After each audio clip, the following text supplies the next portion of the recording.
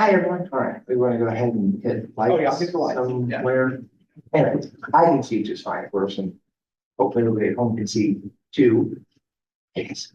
Okay, so yes, I had the great good fortune to go to Yosemite National Park in April of this year, and I'll walk through that. That's all I did.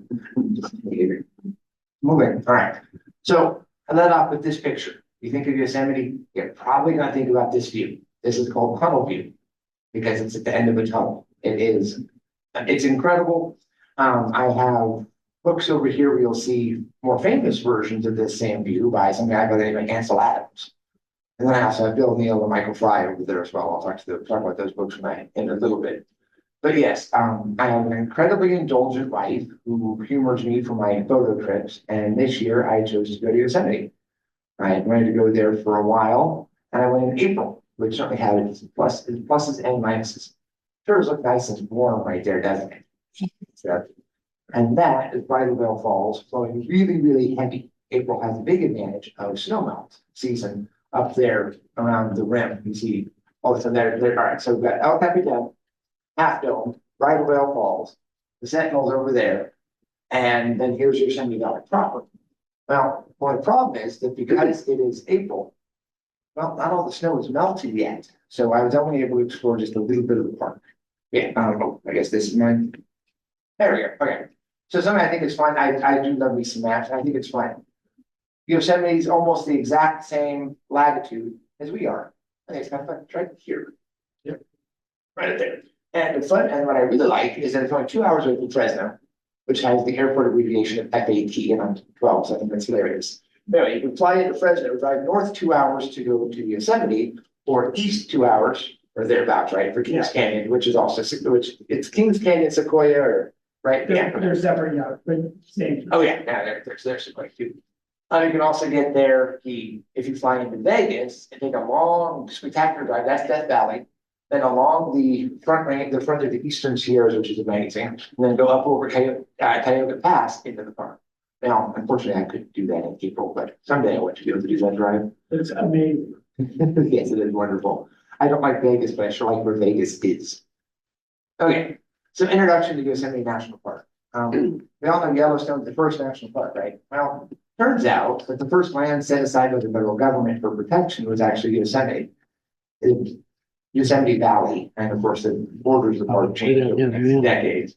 Assigned by President Lincoln in the middle of the Civil War. I love that part. This place was so spectacular and so incredible that a bunch of politicians who presumably didn't have the opportunity to see it because no transcontinental railroad and there's a war going on out there front over, thought it was valuable enough to preserve it from the U.S. government specifically for preservation and public use.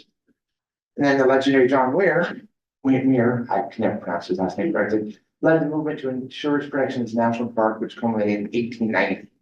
So it's been around for a long time. The Awanichi people inhabited the park before the first of the white explorers arrived, and they loved it. They called the valley Big Mouth, which I think is where we get Yosemite from the Awanichi word. It's called Big Mouth because it's a big deep canyon there at the end of that tunnel view I showed you. And you can see what Muir said right there about it. What a wonderful description. 1899, and then the mountains are calling and I must go when I will work on all I can, studying incessantly. Yeah, that's how I feel every year. And my wife knows that. Okay, and then there's Ansel Adams. I think he's still America's most famous, maybe most famous photographer, but certainly the most famous landscape photographer. He did not live in Yosemite. He wasn't even very close to Yosemite. He actually lived in San Francisco, but every year from the time he was 16 or 19 up until shortly before his death, he would go out and visit, and he was there for a while. This is the Ansel Adams Gallery. It was called the Best Gallery, which I think is fun. That was actually a last name. But yes, I have two books printed after his death sitting over there on the right side, and they're all black and white, as we associate with Ansel. He did a great deal of color, but all of his personal favorite photos were always black and white. And I think it's kind of fun. I just did a quick check on Ansel on his Wikipedia page. On his Wikipedia page, which is quite extensive, there are 44 mentions of the word Yosemite and 7 of his wife. So yeah, he was very, very important to Yosemite, and Yosemite was very, very important. I'm sorry, Virginia. But yes, and I actually have a connection to Ansel through this guy, William Bill Neill. I have two of his books over there on the left that are called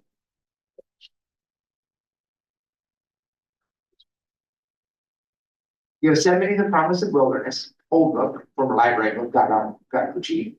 And then Yosemite Sanctuary in Stone, also from Bill, because he actually lived right outside the park for 40, 42 years, I think. He was right there, actually just moved down to Fresno. But yes, he was my primary workshop leader. So why did I do a workshop? I mean, you know where Yosemite is. You can fly there, drive there, and then you can go on in. Well, I wanted to go because I actually got to meet my instructors, Bill Neill and Alex Noriega, at a big landscape photography conference called Out of. This one was out of Death Valley in January of 2021. Outside in Death Valley was actually really pleasant in January, which that makes sense. And I really enjoyed their style, and I'll get to that in just a second. But why a workshop? Why would I spend the extra cost? Well, for a few things. I appreciate that they're professionals. They know what they're doing. This is their full-time job. And they have the history with the area. Alex is not very close to it, but Bill, of course, has lived there just outside the park for 40 something years. And so they know the area incredibly well, and he knows how to read the weather. That's what Bill said in one of his talks during the workshop, that's something he really appreciated about Ansel. Ansel, too, spent so much time there. Yeah, he'd go once a year or something, but he'd be there for weeks at a time. So he'd learn how to read the weather patterns. And then I also like going with peers to discuss with them what we're doing, to watch what they're shooting. We all see things differently, and I've got a picture in here. I'll talk about that some more. And then to learn from. How are you shooting these different subjects? My goals, I want to be a better photographer and see what I wouldn't have seen otherwise. There are so many, hey, it's fun when I get to the Maple Shade, much of the park we actually explored. But I also, I saw things I wouldn't have seen otherwise, but I also know really well what to do when we go back. And yes, I do plan to go back this time. Definitely. All right, so first Bill. So this is his webpage, and I can send out links to the web pages. But I think it's fun. If you look around here, I see none of those as recognizable landmarks. We usually think of landscape photography, we think of Ansel, the huge views, Snake River in the Tetons, or Full Moon over Half Dome, or the tunnel view with snow on. That's not what he shoots. It's not really what he's ever shot. He's always preferred, and you can see it from his word. He prefers the more intimate scenes, the smaller scenes, the more abstract scenes where you don't have all of the context clues, where you don't obviously know that. I mean, I know this is Yosemite because I know where he shot it, but otherwise, how do you know that's not the Dolomites or Colorado? And then Alex Noriega, he has a similar style of the small scenes, lots and lots of long lens work. You see, I've got over there. I have my camera, tripod, and a specialized head, the reason I brought it, and then also the long lens. That's what we used for most of our photography, was a wildlife lens in Yosemite National Park, which seems kind of counterintuitive, but that's the style of our instructors, and we all had, the normals and wides with us too, but it was really fun for us to use that. Okay, so the park and the plant. Okay, I am very sad. One of my favorite websites, npmaps.com, is down right now, but I was able to find this. So this is all of Yosemite National Park. It's a big, big place, right here. Well, the visitor center right there. Is that tight? I think that's kind of a fascinating. All right. So over here, right here, this is the Eastern Sierra Range. You come down here far enough, you hit Death Valley, you go over that way, you hit Vegas. Well, so you can actually come up to Eastern Sierras, which is just spectacular. And then you can drive up over the pass, and then you can drive down through the park, down to the park, and then in. Yeah, I couldn't do that. I was there in April, all of this was shut down. So this Hetchy Reservoir is open. From here, all the way over to here was closed. The Glacier Point road was closed against snow. But we could do this part, Yosemite Valley, which is big right here. It is not that big a place. It is 7 miles or something from Tunnel View, Valley View, back up here. It's not a big place, but it's incredible. it's truly the most astonishing natural place I've ever been. And it was wonderful to spend a week just right there. That's where we were. We stayed at the little bitty town of El Portal, which is right there. So it's a really short drive into the park, which is very different thing. For example, staying down here. Yeah, it's an hour from here.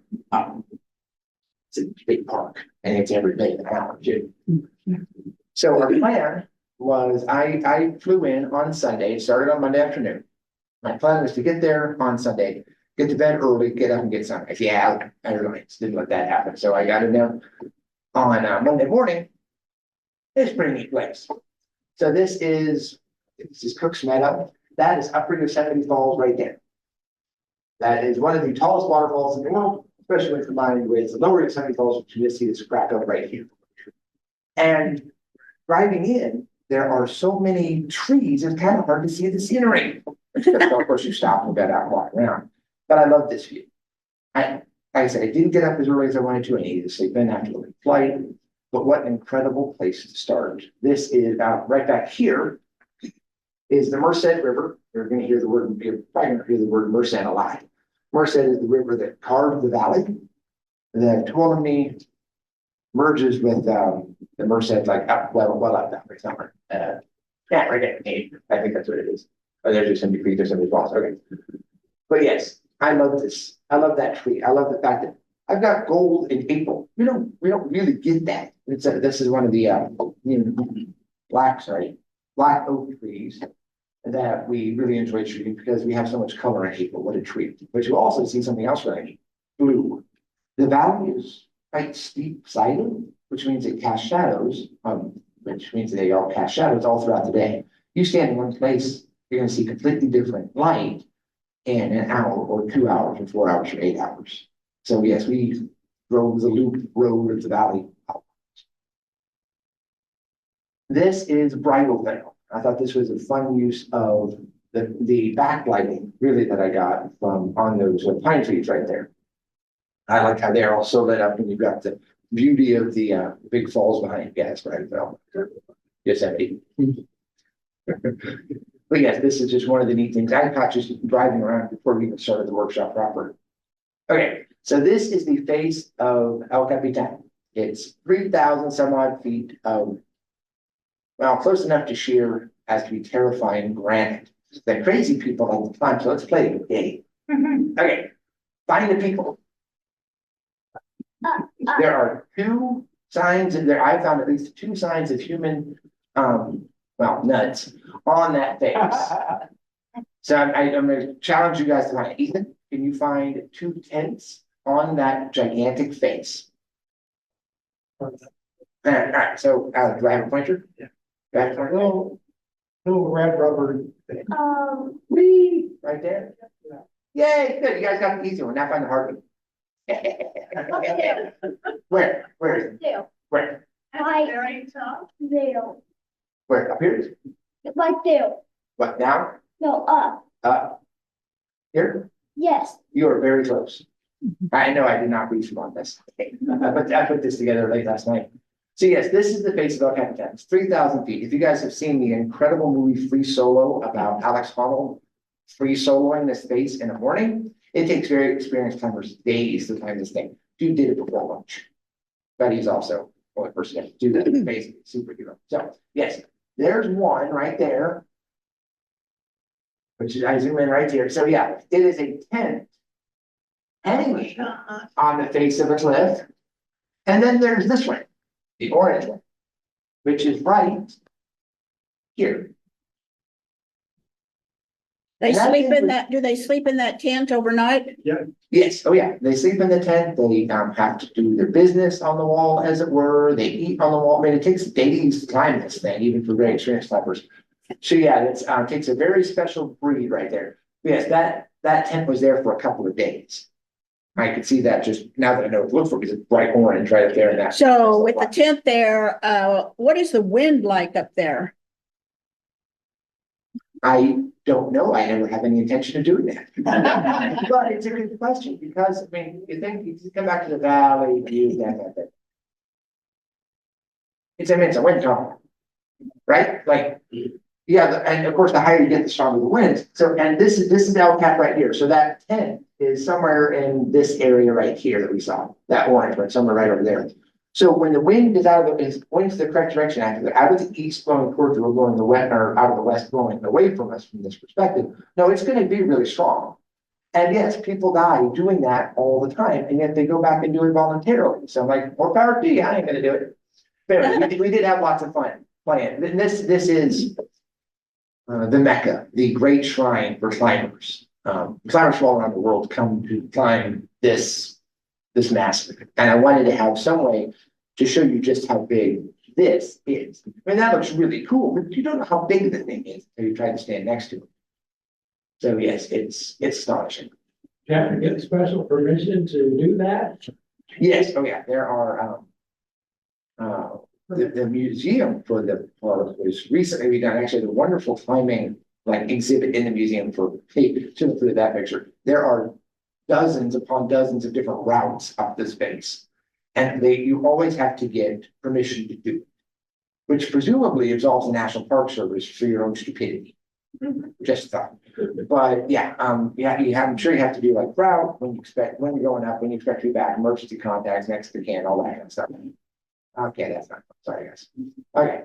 Okay, well, something else, like I said, the small scenes, well, I got this for myself. In April was also wildflower season, kind of down, back out of the parkways. So this was really fun. I enjoyed this. I love the, these are puppies. But yeah, I had a lot of fun with that.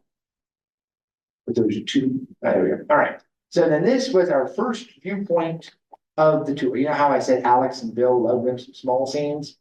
They took us here first because Bill, with his enormous experience, thought these clouds could be something fun. And he was right, but not the way he expected. Oh, by the way, I refer to this tree as that dawn tree because it's in about every single shot you're ever going to get from Tomlinson until the thing has the decency to fall over. I mean, it does add some context, but it's also an editing challenge. And I, Photoshop to just tone it out, so I left it in there. I don't like that tree. So anyway, yeah, this is gorgeous. Like I said, we've got Bridal Veil right here, El Cap, Half Dome, Sentinels, which actually stretch back over here to the right some, and back around over here. That's where Yosemite Falls is. Okay, and because yes, I had to try them with black and white. And what do you know? It looks really good in black and white too. Who would have thought? But Ansel was on the summer something. Is that by Ansel Adams? That's right. But thank you. I'm true to that. But no, it was just simple conversion in my software. I guess it's not cropped exactly the same. But yeah, it's just a black and white conversion. Yeah. With a digital red filter to push the blues down, which is why this gets so dark right here, all those heavy blue shadows. Okay, this is why we were up there, because we were watching and we were hoping to get this wonderful dapple light on the falls themselves. And you see we got it a little bit, but then Bill had a hunch. Okay, well, welcome to Tunnel View. Yeah. Yeah. And the fun part is it doesn't matter what time of day, and probably doesn't matter really which day of the year you go, you're gonna see people there with tripods shooting the same thing. But when it looks like that, you're gonna shoot the same thing because it's incredible. It was such an amazing place to hang out. And not everybody was tripod smart, shall we say. So yeah, don't leave your tripod. And that is a very long first step. So anyway, so this is what we were looking for right here. That same cloud that was on this view right here stuck around. And I was calling it the other half of Half Dome. And what I thought was fun is it changed color. And you can see right here, the light's so much more orange and the shadows are so much higher up off the face. The sun was setting off to the west behind us. So we got this beautiful view from the, hello, Michael, hello, Roxy. We got this beautiful view of from the meadow. It's actually where the National Park Service staff stay. So yeah, we got to watch that, and it was gorgeous. It was so great to see that orange light. Here we go. Got the beautiful. I don't like this picture as much, but you can see again the signs of human habitation down there, the trailers or trucks or whatever down below the face of Half Dome was it's turning orange. Okay, so then the next morning we went to a special spot. There are not a whole lot of places to pull out on that ring road around the park, and happily we found one. And then again, this is the Merced. Fun with what's that? Oh, fun with long exposures right here with the water, and I just thought that was gorgeous. Some lesser known landmarks right up here, the Sentinels. Yeah, Okay, don't do that. But yes, I like this because again, the colors, if I didn't know it was April, I'd think it was fall with all the wonderful colors we've got back in. It's gorgeous. And yeah, the river doesn't look like that in November. Oh no, the river is down to a trickle compared to that thing. And it works around some water, so you gotta use some long exposures. And it was fun. I enjoy the colors of it. I don't usually see kind of green brown water running like this. I like that one. I tried that one black and white, but I preferred the color. But yeah, this was a whole lot of playing with shutter speeds. This was neat. This is a at birch, aspen, one of those family, all lit up with the pale trunk and the bright leaves with the white water below it. I thought this one was a neat shot. I spent a while shooting this one. And Bill and Alex were great about encouraging us. Whatever you like, figure out what you like and just keep shooting. We were never rushed at any of these spots. What was your temperature like this morning? Oh, that's a good question. Cool, not cold. And it's California, right? The weather's always nice. Well, in this case, yeah, I had a jacket. I think I had my big poofy, I had a big poofy jacket on or a hoodie, and I always had a windbreaker in my yellow bag over there. I never bothered to use it. It's never that cold. And then I just take layers off as the days went on. I was always wearing long pants, long sleeves. It'd be like 15. Yeah, 50, maybe high 40s. But yeah, it was gorgeous. We had wonderful weather. Hey, which was for photographers must be bad weather. We had really great climate the whole time. Okay, then this, yes, very good. Dogwood blossoms on, and there's the Merced behind it. You'll see. I get fun with shutter speeds here. But yeah, these are something that Bill just loves to shoot in particular. He knows great spots, and dogwoods are, I think they're like aspens, where if you have a clump of dogwoods, they're all actually one organism just with a whole bunch of branches out. So, and they will flower and bloom at different times. And he knows now, like almost like where to go what day. And like he knows that if this one's really good today, the one down the river will be really good in 3 days, for example. So this was really fun. The problem was, there was also always a bit of a breeze. So I was always fun trying to balance a long shutter speed for the pretty water and a short shutter speed to actually get the leaves to stop moving. But yes, I really enjoyed this. I love the contrast of the blues against the magentas. We had a lot of fun. Spent a lot of time shooting these.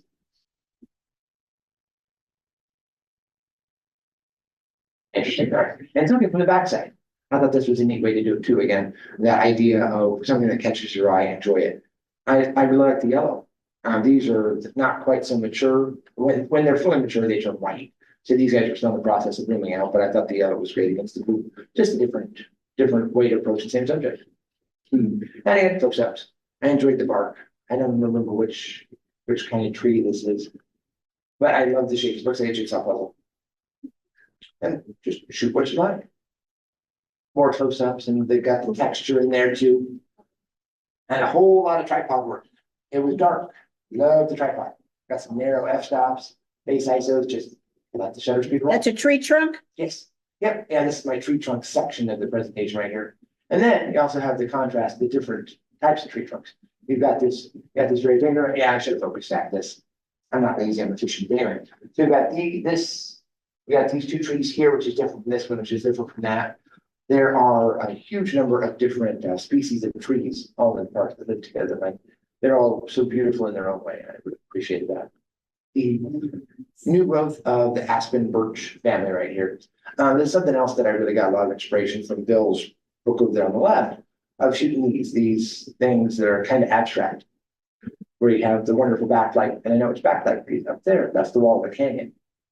That deep blue shadow. It will just help set so much off all through the day. Like if we weren't told to go back to the hotel and rest in the middle of the day, I would have spent all day, every day at the park. Because there's always something to shoot. Thanks to those big shadows. And a different way to do it.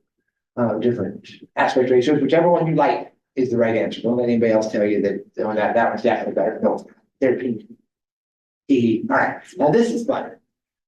This is the backside of the El Capitan Massif. This is you guys heard of Firefall? The Firefall that happens in February, where this waterfall comes off the edge right here, and the setting sun catches it, but not the rock face. Turns it bright orange. It's sort of like molten lava pouring off the edge of pouring off the top of El Capitan. It's really cool. Yeah, we didn't have that. We were there in April, not February. But sometimes you get lucky and you get photo bomb. Very nice. I don't I don't Photoshop. I got photo bomb. And this isn't the last one. I just had this, I was just shooting continuously, I had my finger on the trigger, just taking shot after shot after shot. I got a sequence of this with the Raven flying right through my shot up there. But I do think it looks better in black and white. So yes, this is wonderful. And it made me really happy because Bill, the guy who's been there 40 years, has never gotten a Raven to pose for him. And yeah, you should see the next one. Anyway, so this was really fun now. What a cool accidental shot. And again, it's the abstract. I know where it is. I know what it was because I was there. But if I didn't tell you guys, you know where it is. Ravens are everywhere. But that rock face is not. And that was gorgeous. And what a cool accidental shot right there. You know, it's either manzanitas, right? Okay, so I called, since I didn't know they had a proper name, I called them the Joker trees. They reminded me, or the Harlequin trees, reminded me of Harlequin Quinn from Batman, with the red and the white. But these things are gorgeous, and these were just right behind. Everybody else was shooting down the mountain at the waterfall, and I just saw this. I went over and just tried to shoot this tree. I don't know that any of my shots really turned out very well because it's an extremely difficult subject. But what a beautiful, strange, wonderful tree right there. And there was a grove of them all together. I appreciate that. Oh yeah, that's right. That was behind this. Again, Yosemite, but it doesn't look like our typical view of Yosemite because it's on the back side, basically, the west side of Tunnel View. They shoot right down the Cascades. More fun with slow shutter speeds out there. See the mountains receding off into the distance. What a wonderful place. Okay. So this can look kind of silly, right? What a bunch of photographers paying a bunch of money to go somewhere and shoot all the same things different. Well, the fun part is they're not all shooting the same thing. Yes, Ethan. You have a question? Okay, sorry. So yeah, we got a bunch of tripods, a bunch of ball heads, a bunch of small lenses on there, pointing the same direction, but every one of those photos was different. Because we all see things different. And I really appreciate that about the trip. All right, so and then yeah, here. This is Alex right here. You wait a second. But I enjoyed both Bill and Alex, but it was really fun where they would walk around and they would say, look at how pretty that tree is with the backlight. We all go, that's really pretty. And then put the tripod down and put our tripods down. We start shooting, but then we could just on the back of our cameras, look and see what everybody else got. And there was a huge amount of variety in those pictures. Just like when we go out at Maxwell, for example. Yeah, we're all out there shooting bison and elk, but we all see it differently. So we all shoot it differently. I think that's really neat. There were like 8 in your group? Yeah, 8 plus the 2 instructors at 10 of the silver. Yeah. Okay, more fun with dogwoods right here. This was weird because we were shooting right over where people were sleeping. But this was, it has a funny name. It's the tent camping. It's the what's that place called out there in the west? But yeah, this was interesting because we were there when people were just waking up in the morning, fully decked out with tripods and cameras, and nobody cared. I really appreciate that. I felt really weird at first, photographing around where people were sleeping. But yes, more fun with the dogwoods and just trying to find textures you like. Then I have the layers right here, got the wonderful red behind and then the dogwood blossom stretching across. And because we're using little lenses, when birdies want to come say hi, you get a picture of the birdies. It's a Stellar's J. I did not know they have that kind of superhero-esque neon blue right there on their forehead. Gorgeous and not very irritating. Rocky Mountain National Park, these things will like try to land on you to give them food. These guys were very respectful. What's up? You have a question? Yeah. Okay. But yeah, and then this was fun. Just a beautiful bird who just was watching me for a little while. Okay, more of that wonderful backlighting.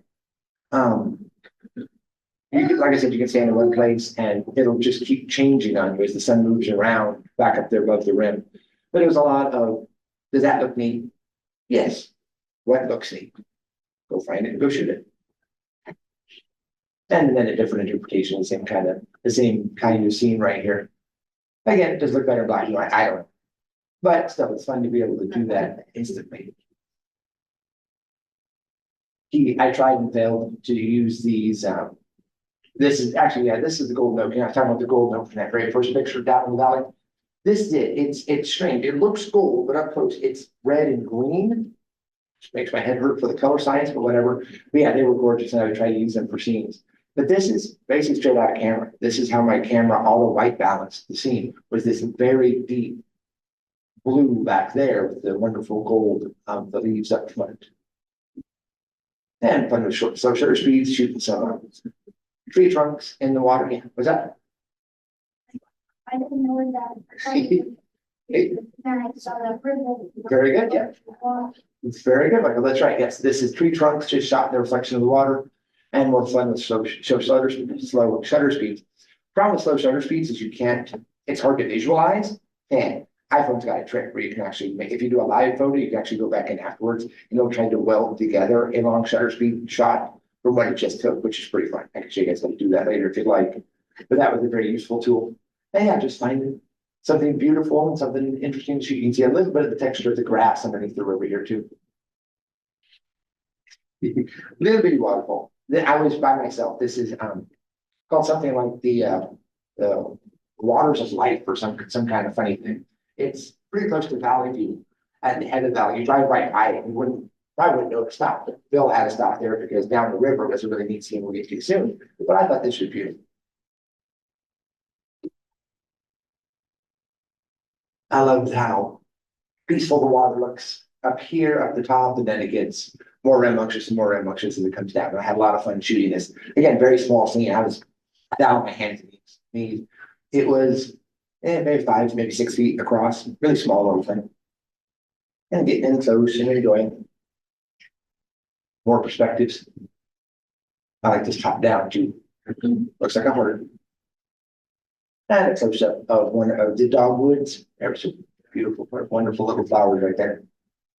They last for such a short time. Okay, so here's a good example of photos that may not work because Mother Nature said no. This is right away in April. That is incredibly powerful. The spume coming off the bottom of that thing stretched for dozens of yards. I have pictures on my cell phone from doing that because I wasn't about to get out any big cameras despite being, weather sealed Nikon. Hey, bad chance. I'm either going to slip and fall and drop the thing, or I'm going to wind up pushing the weather sealing a little too far. Thanks. Cell phone, whatever it's like. So I was trying to get this spume right here to come up behind the wonderful little blossoms. I think this is a skinny black oak, which is the same thing I keep pointing out. But I just didn't have the light to make it work. Okay. So I just realized, yeah, that's fine. Put my stuff away and just walked on up. We've got there. I guess this is, the one time I used my raincoat was approaching this thing. I still got soaked. It was wonderful and an incredible experience. And the roar is staggering. And you park in the parking lot and you think it's loud. Hey, you get closer, then you know it's loud. But this was just amazing to see. And the pictures didn't work. That's okay. Hey, Sean, What's that? was the parking lot open? There Park there? There were, there were a couple of different parking lots. Because it had been closed for like 2 years. That's right. But so nice. Yes. So it just opened up like that probably this year. Thanks, Mike. Nice. Okay, so here, tunnel view again, and with some wonderful color. And how do we know to get up there for some wonderful color? Because Bill knew to go there. To me, it just looked too socked in to get much. Well, it turns out the clouds were starting to break off to the west, so got up there at sunset and were able to get this. Yeah, it's disappointing we don't have half dome back here, but everything else looks pretty good. I love that Bridal Barrel has that little lid on it, and then you can kind of see bits and pieces of El Cap. I think that's gorgeous. And there's that dark tree. But yes, this is fantastic. And you just kind of hang out there and wait for stuff to change. This is a close-up of El Cap's face, and I don't know, maybe I should. Yeah, I don't know. I can't tell from this resolution if that is the tent or if that is just a rock. But yes, people do hang out through these kind of clouds. Hanging out with it dreadful. Sorry, as the weather's changing. But yes, that's wonderful. Oh, wow. And then this is the top of this is those right here with large cloud below, which is islands in the sky. Fun with long lenses. Okay, so this. All right, how many of you guys have shot time lapses before? I guarantee your phone can do it right now. Okay, time lapse is a movie or a whole bunch of still images assembled together, but you don't take them at the ordinary 24 frames a second. That's what we're used to for TV and movies. If you see a 60 frame per second video on YouTube, it looks weird. It just looks weird. But a time lapse is instead 2 seconds per frame, or 5, or 10, or whatever seconds per frame. And what I did, I have no idea how to do this. Here, let me find it. Please do. I have no idea how to do it. Hey, play the timeline. So I had two tripods. I have a big one, I have a little one. And I had little one set up to take a time lapse. So we can check this. I don't be too excited anymore.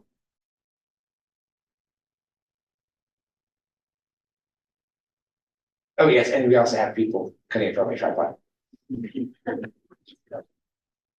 So no, I'm not a time lapse master. This is imperfect work, but I love watching how the clouds change so much.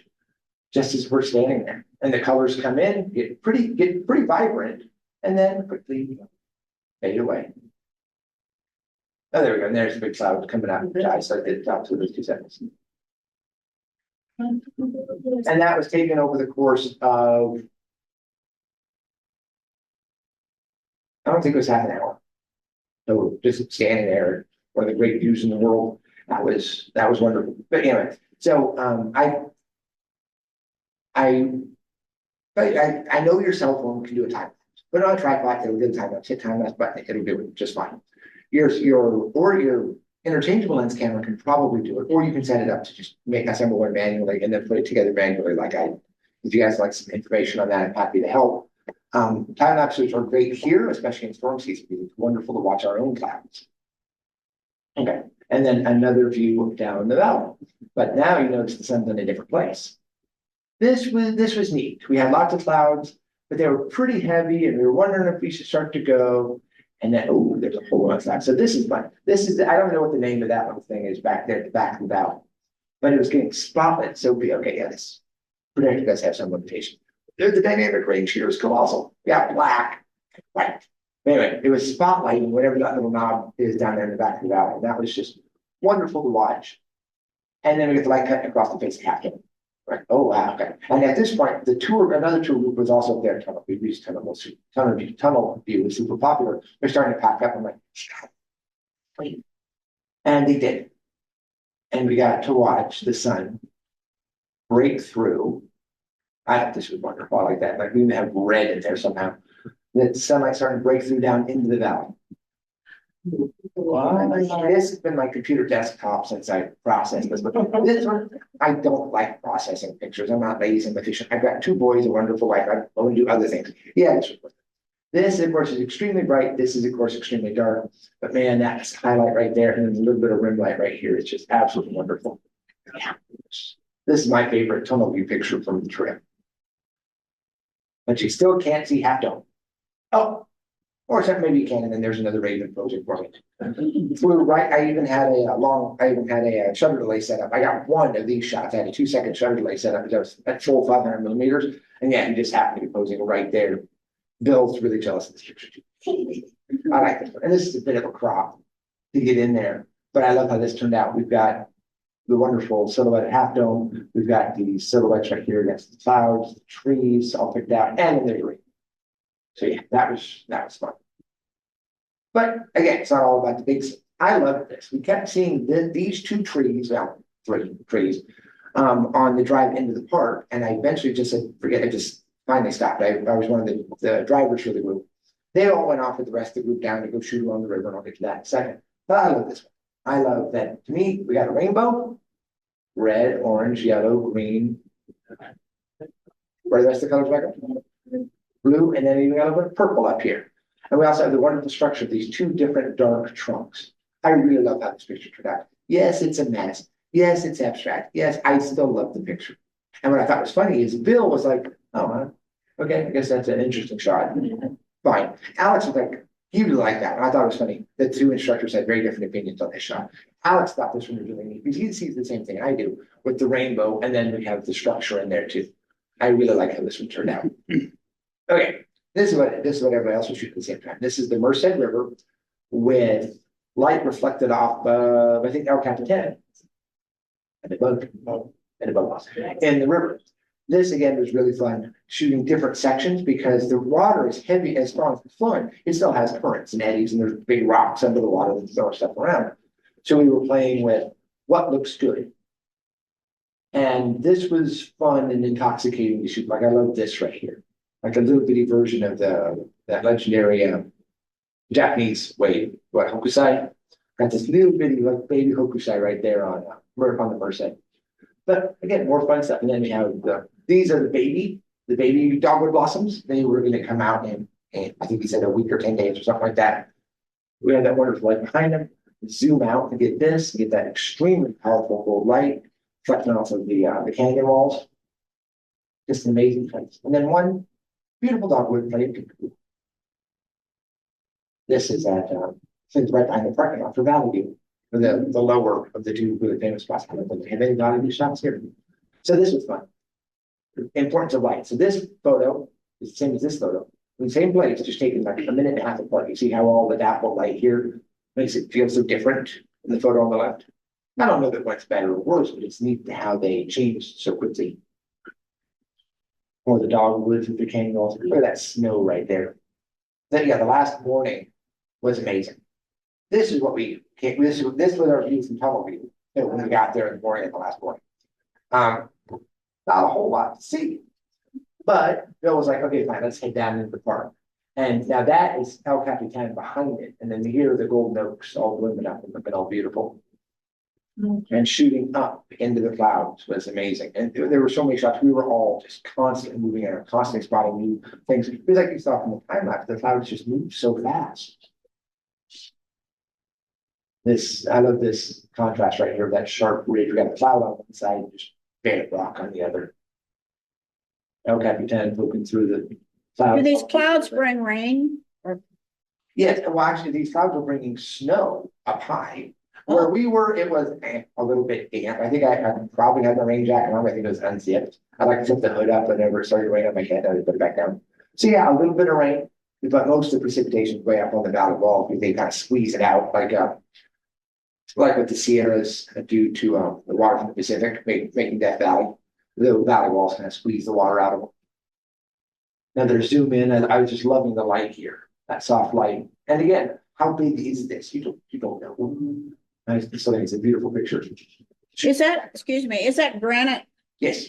Yep. That's a lot of granite. Oh, yes. The geology of Yosemite is really, I don't much care for geology, but the geology of Yosemite was really, really fun.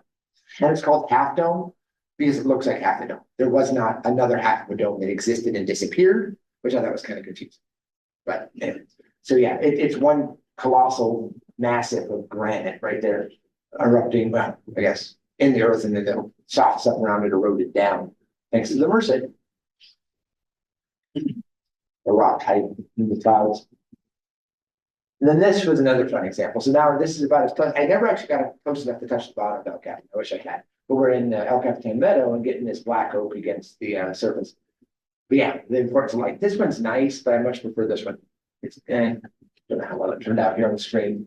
But the different light here really helps the gold pop against the beige tones of the El Capitan massive. And yeah, I could see people on the rock space behind this too. All right, so there's Bill. He was a very satisfied instructor at the end of our last morning there at the park. But yeah, this is where he's been so for so long. This is the same. I don't think this is Cook's Meadow, maybe Yosemite Meadow. This is the same place as where I took that first picture I saw with the black oak. The black oak's just over the right. Come on. What is Oh, thank you. Very good question. That is a walking path. So the Merced River is right back here and kind of coming around. Well, the river is really high in April because of all the snow melt. What does a high river do? It turns stuff squishy. So it actually turns this into a marsh right here. And both to protect the environment from the tourists and the tourists from the environment, they give us a walking path, just a wooden walking path, a sidewalk to walk around on. It's like the little train track with like It's very, very good. But no, it's a walking path. Okay, you might come there. Yeah, and we just park right on here. There's hundreds of yards of parking, just hop out. And yeah, back over here is Yosemite Falls too. More fun with the dogwoods against the dark surface. More of those wonderful talks here. There we go. This is the later that same day. So the group ended basically lunchtime on Friday. I stuck around for another night and then the next morning. So I got to see what that snowfall, what's all that precipitation in the morning. Okay. Did, and that's the snowfall from everything in the morning. I love the clouds down here. This is wonderful. And there were surprisingly few people at Tunnel View on a Friday evening in April. It's like one other guy there. Then the next morning I got up and I had taken water shoes with me. They are actually, I took old shoes with water socks. They are, wetsuit. They're a wetsuit to go up to like here. So I could go down and walk around down in the river. I didn't have to use them, so I did now. And so we get down right down onto the river surface and do this one, which I think is neat. I love that. I don't know what that bush is right there, but I love that bright gold. It was, yeah, it was surprisingly calm. The water, the flow increases during the day as the snow hits, then it decreases during the night. And this was right at dawn, yeah, this is about as calm as we ever saw the water. But again, it's a long exposure to smooth everything out. But yeah, I love how this one turned out. Looks like a painting from that same scene, just different shutter speeds and a bit of a different crowd. More abstracts, more kind of watercolors. You get a piece of water, sorry. The rocks behind me, all lit up, and tree trunks. This way we're starting to fancy. That's actually El Capitan right there, reflected in the Merced. And there's that same black oak coming back around to the first shot I showed you. Not nearly as pretty as surroundings, but I did figure I had to get a good picture of a raven. They were so kind to pose for me for those two shots I like so much. It's a big, What is the elevation there at the base? not that high. It's 3,000 feet. 4,000. It's 4,000 feet at the base, yeah, but then El Capitan is like 3,000 feet there, so it's like 7,500 up the top of that. So yeah, it's a huge elevation change from valley floor to like I need to get back to the place point. So this was fun. On our very first night, they're talking for a while. We were there when I had showed you the orange half dome picture with that cloud in front of it.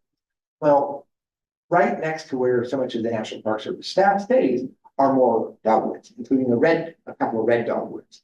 So I went back on my last morning and was able to shoot that. Just got up right among the buildings. The National Park Service staff thought it was funny. Here's this photographer guy taking pictures of the trees they see every morning. I'm like, hey, you don't understand how pretty this is. And then I showed him my pictures, like, oh, that is really pretty. I'm like, thank you.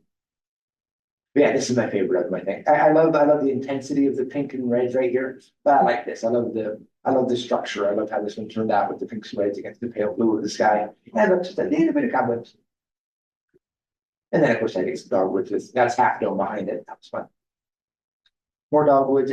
Yosemite Village, where the main buildings are, is gorgeous. So I had to get, this is also one of my favorite shots. Yeah, this is very much a tourist shot. The lights, I don't care. I still think it's gorgeous. I love the dogwoods with Yosemite Falls behind it. What a place. The more fun with that backlighting, it's all ominous, it's dark and scary over here. Now it's a pond trail, yeah, and you can see that I have these pictures ranging chronologically. I just turn around and get completely different pictures there, standing in the valley. And then a close up of the falls. That's kind of interesting. I love this, like little baby falls right there off the rock. And then this shows sometimes you have a really cool subject, a really cool light, and no interesting subject. This was amazing. I don't know how this happened. I only saw this the one morning and I couldn't make it work for a picture I actually liked. But man, I love this kind of ghosty Jesus rays coming into the trees. That was really fun to catch, but never could figure out how to actually shoot it, and then it disappeared. But that was really neat. Oh, I did make it thank you. I did make it down to Mariposa Grove, which is great sequoias. Again, how tall are they? Well, that's a fence that's about here. That's really, really tall. Like about the only time I used my ultralight lens on the whole trip. This was a hard, fast, high, 2-mile hike in and then back, and I had the plane to catch. Turned out my plane was delayed enormously, but I didn't find out that until I guess got to the airport. Right. But yeah, this was worth it. She wanted to see the giant trees. I had to go check it out while we could, and this was really fun. What a wonderful place. But I do recommend going in like normal, like not crazy photography season, which is like Memorial Day to Labor Day. There's a shuttle. There's a shuttle to get you to drive the 2 miles I hiked. But yes, again, I like this. You see that enormous cavern at the base of a still living tree, and you see the bench right there. You get a sense of scale. Then you get in among the trees and find shots you like. I like how this one turned out. I love the colors and the texture contrasts. More of these just gargantuan, beautiful beasts. And the question about does it actually rain? I read that those trees actually are adapted to take in moisture directly from the fog. Because it's so foggy all the time. I can certainly see that. Yeah, that makes a lot of sense. And then, this was a mile up. So when you went to Mariposa, you actually climbed up out of the valley pretty hard, pretty steep. So yeah, this is about a mile up. So yeah, I can see that. And they're also, I mean, they've been there for millions of years, so they're also adapted to the California wildfires. They're such a catastrophe for us. They need wildfires. Clean out the underbrush, so they're eating like staggeringly tiny seeds and germinate and turn into these leviathans of the forest. And I've never been on a plane ride in the daytime. I didn't have a camera, so this was really fun. I enjoyed this. And there are the Eastern Sierras. I guess, yeah, right on there. In there somewhere is Mount Whitney, the tallest mountain in the contiguous US. Sorry, Colorado, it's actually California. Lone Pine Peak is over there too. Actually, I wonder, that might be Whitney right there. But yeah, I love this. And having been to Death Valley, it was really fun for me to photograph Death Valley. I thought this was neat. There's a little dune field right over there. I don't know exactly where in Death Valley this was. My flight, yeah, my flight was much later than it was supposed to be, so I actually had to spend the night in Phoenix, but it was neat to catch Death Valley at sunset. Okay, yeah, I saw that. I haven't read too well how this turned out. Okay, and then back to the travel buddy. So we had Gerald right here. I did this maybe for he had me. All right, so here we are. Yosemite National Park. I'm a millennial. I have to take selfies. It's law. So I've got Gerald, I've got Spinner, I've got Shiny Squirtle, and I've got Corn Poop right there. Lots of buddies. So here we go. So they had a wonderful time. They were always in my bag. Happily, they're very squishy. They don't mind cramped traveling. Yeah, here they are just checking out the falls, and there I am photo bombing. Gerald really enjoyed the Ansel out gallery. I had to drag him out. There we go. They went with me up to the base of Bridalveil and it was really wet. And then there's El Capitan behind me. This is my favorite with them. I mean, this is kind of a cool picture right here, but knowing this means something like which makes it even more special. This is definitely making it into any photo book I make from my trip. Like I love that. And it turned out so nicely. You can even see it, you can see a whole lot more than any other pictures of Lower Yosemite Falls too. Checking out tunnel view. Checking out the lens. Yeah, all right, so yeah. And there we are, an amazing evening, or amazing morning, excuse me. Oh, and then that's right, it was Ethan's birthday while I was on my trip, and I felt really bad, so Gerald and I sent him a nice birthday picture of him holding a little dogwood bloom. And the bloom was unharmed. And then here we are right there in the valley. Yeah, you see my bag right there. And then checking out over the tunnel. New friend.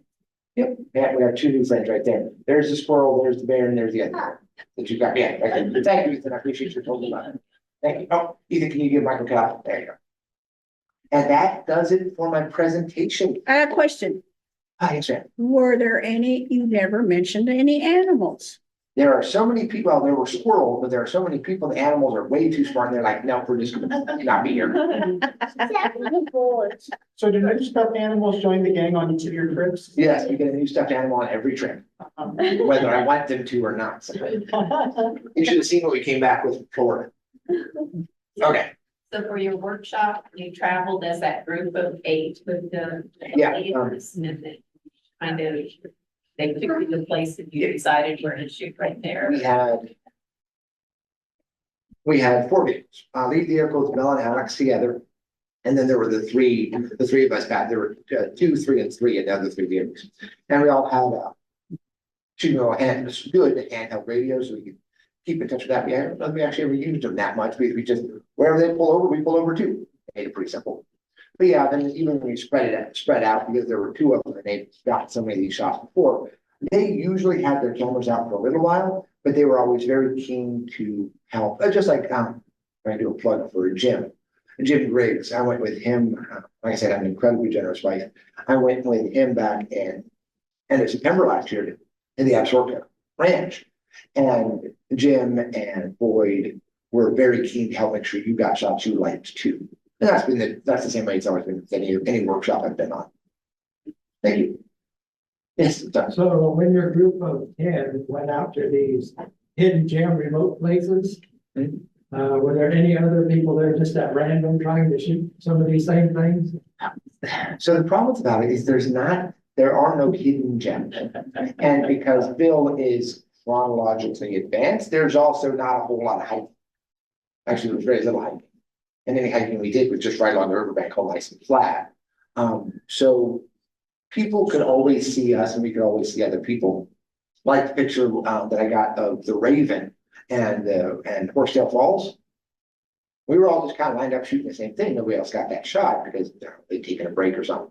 But there were definitely people out there, like hikers, for example. They were really curious to see what we were shooting. And they were always amused whenever we could spot other hikers, climbers. They're always amused when we could spot climbers up there on the rock face. So yeah, it was a nice crowd of people there. Let me put it that way. In the summertime, just like every other national park, it's getting loved to death. So I'm glad we were there when we were there in April. And I want to go back, particularly in November. Neill and Alex actually have they have the fall one, first 2 weeks of November every year. They do another workshop, and I'd love to go back and see how different it is. But yeah, there were people. Some of the places we stopped, I guess that's not quite true. Some of the places we stopped, like the first river photo that I showed you when we were down the river, there was like nowhere else to stop there. So nobody could join us even if they wanted to. There was nowhere else to stop. We took all the big spots.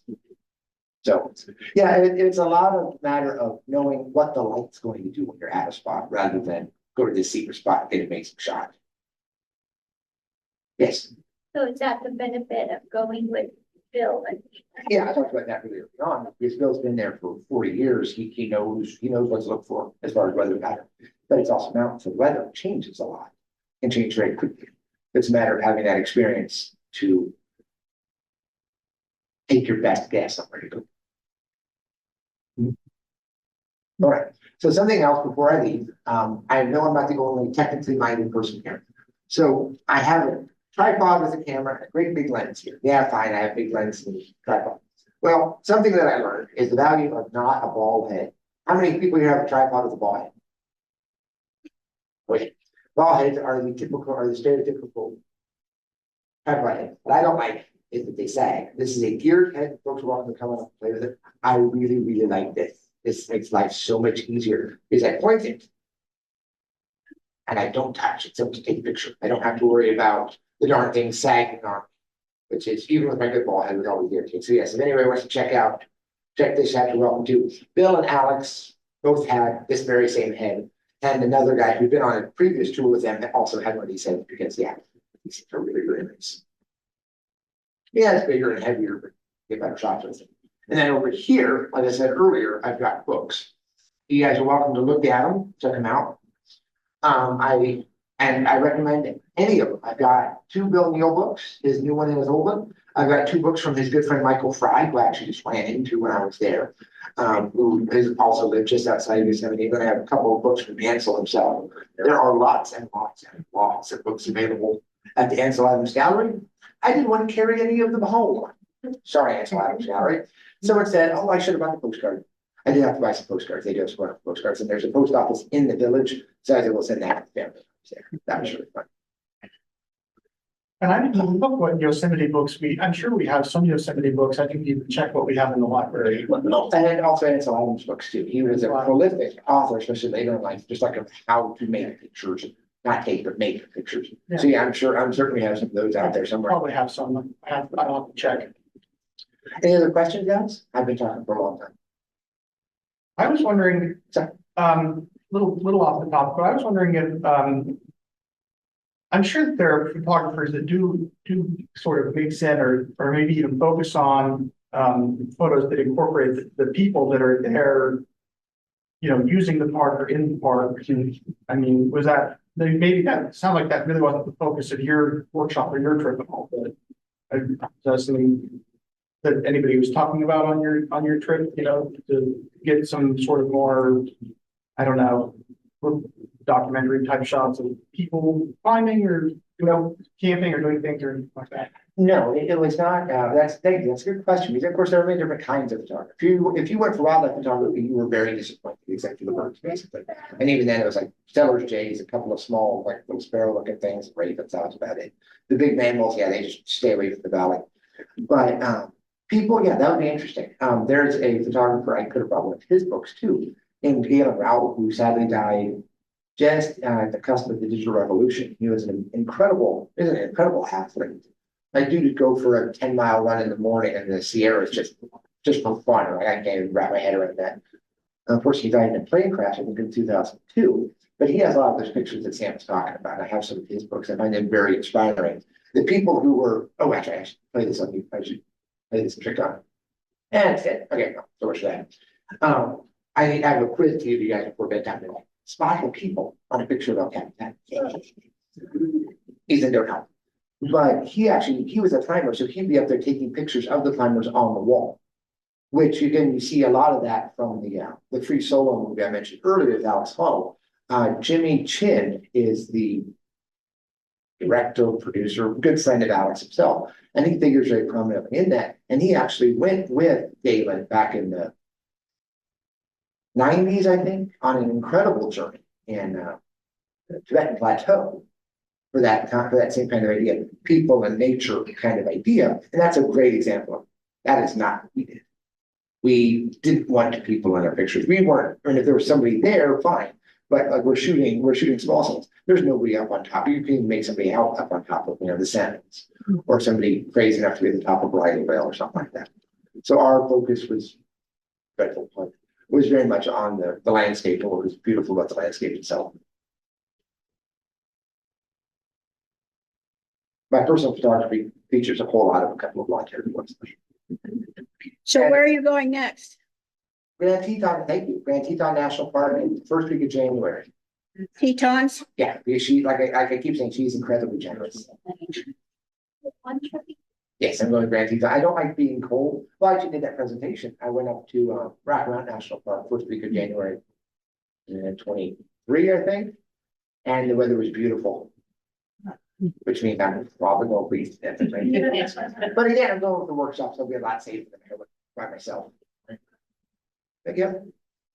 Have you ever done the backpacking thing, photo backpacking, No, I'd like to. I never camped as a kid. I'm just not that experienced. The closest I get would be getting up really early and hiking out deep into like Forest Gate Canyon up in Canopla, something like that. No, I've never been done overnight backpacking. I'd love to. I'd love that opportunity.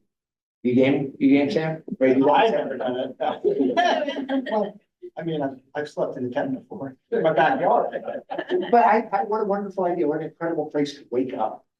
Like there's a film photographer that like by the name of Alex Noriega who lives in Greeley, Colorado. He does a whole lot of prairie, which resonates with me, and a whole lot of mountains, which also resonates with me. And he does go up into the San Juan wilderness, for example, for like 5 days or something like that. He's got his bear spray, he's got his large format film camera, and he comes back with amazing photos. So that's a dream. No, right, just grimacing. That's a dream for me, not for her. That's okay. All right, thank you guys. Thank you.